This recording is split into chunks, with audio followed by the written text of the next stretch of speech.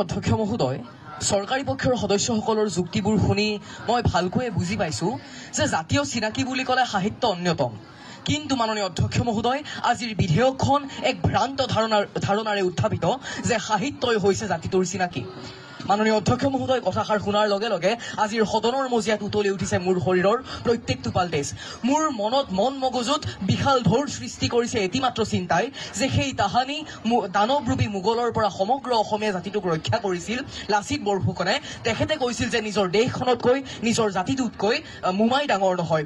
মোৰ মনত গুঞ্জৰিত হৈছে এষাৰ মাত্ৰ কথা যে সেই ব্ৰিটিছৰ শোষণ তথা উৎপীড়নৰ পৰা সমগ্ৰ অসমীয়া জাতিটোক ৰক্ষা কৰিছিল মণিৰাম দেৱান, কুশল কোঁৱৰ, কনকলতা বৰুৱাৰ দৰে শতাধিক অসমীয়া সন্তানৰ বলিদানে। আৰু আজিৰ এই সদনৰ মাজমজিয়াত সেইসকল ব্যক্তিক নাকচ কৰি জাতিটোৰ চিনাকি বুলি স্থান দিব বিচৰা হৈছে সাহিত্যক।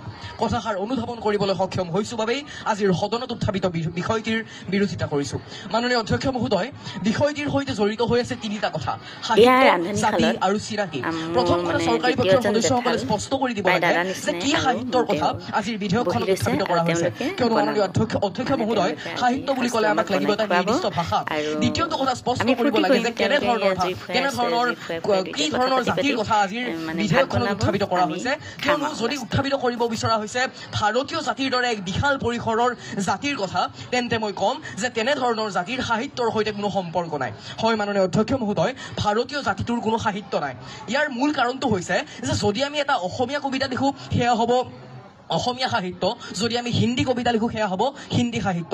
কিন্তু ভাৰতীয় জাতিটোৰ সাহিত্য ক'ত? কিয়নো সেই ভাৰতবৰ্ষত বসবাস কৰে বহুতো অসংখ্য সৰু বৰ জনগোষ্ঠীয়ে, যাৰ ভাষা বেলেগ বেলেগ, যাৰ সাহিত্য বেলেগ বেলেগ। আৰু যিহেতুকে ভাৰতৰো কোনো ৰাষ্ট্ৰীয় ভাষা নাই, সেয়েহে ভাৰতীয় জাতিটোৰ কোনো সাহিত্য নাই। আৰু আমি বহু দূৰলৈ যাব নালাগে, আমাৰ যদি মাতৃভাষা ভাৰতবৰ্ষৰ সৈতে আজিৰ সদনত উত্থাপিত বিষয়টি ৰিজাই চাওঁ, তেন্তে গম পাম যে এই সদনৰ উত্থাপিত বিষয়টি সম্পূৰ্ণৰূপে ভুল। মাননীয় অধ্যক্ষ মহোদয়, তৃতীয়টো কথা হৈছে চিনাকি। কেনেধৰণৰ চিনাকি? অৰ্থাৎ সেই চিনাকি ইতিবাচক হ'ব নে নেতিবাচক হ'ব, সেয়া চৰকাৰী পক্ষৰ সদস্যসকলে স্পষ্ট কৰি দিব লাগে। কিয়নো মাননীয় অধ্যক্ষ মহোদয়, হিটলাৰে নিজৰ জাতিটোক চিনাকি দিছিল এক হত্যাকাৰী জাতি বুলি। গতিকে এনেধৰণৰ কথাৰ পৰা প্ৰমাণিত হৈছে যে আজিৰ যি উত্থাপিত বিষয়টি, সেই বিষয়টিৰ প্ৰত্যেকটো শব্দই 100% অস্পষ্ট।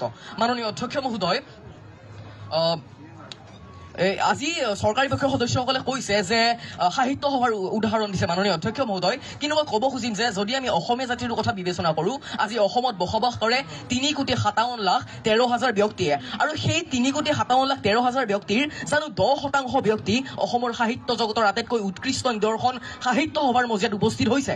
নাই হোৱা অধ্যক্ষ মহোদয়। গতিকে মই ক'ব খুজিম যে সাহিত্য জাতি এটাৰ পৰিচয় কেতিয়াও হ'ব নোৱাৰে। মাননীয় অধ্যক্ষ মহোদয়, জাতীয় চিনাকি বুলি ক'লে আমি এনে এটা বিষয়ক বুজো যিটো বিষয়ত জাতিটোৰ প্ৰত্যেকটো বিষয় অন্তৰ্ভুক্ত হৈ থাকে। তেনেস্থলত চৰকাৰী পক্ষৰ সদস্যসকলে কৈছে যে সাহিত্য জাতিটোৰ প্ৰত্যেকটো বিষয় অন্তৰ্ভুক্ত হৈ থাকে।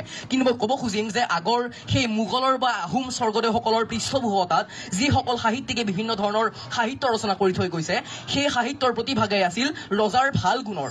অৰ্থাৎ তাত কোনো ধৰণৰ উল্লেখ নাছিল ৰজাৰ কুকৰ্ম তথা সেই ৰাজ্যৰ প্ৰজাৰ বেয়া দিন তথা ভাল দিনৰ কথা।